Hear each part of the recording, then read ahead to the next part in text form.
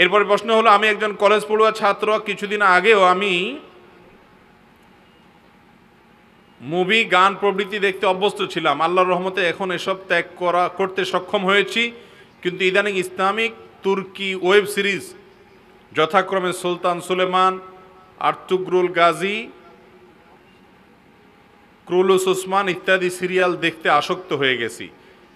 এ বিষয়ে শরীয়তের বিধান জানতে চাই।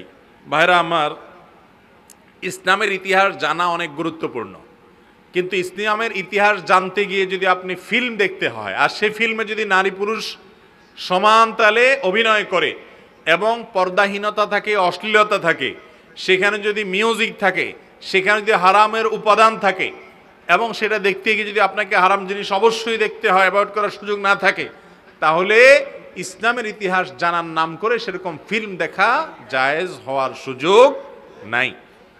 এটা ঠিক যে মুসলমানদের ইতিহাস আমাদেরকে জানতে হবে, সেগুলোর জন্য যদি এরকম ফিল্ম তৈরি করা হয় যে ফিল্মে হারাম কোনো উপাদান নাই, তাহলে সেগুলো দেখা জায়েজ আছে।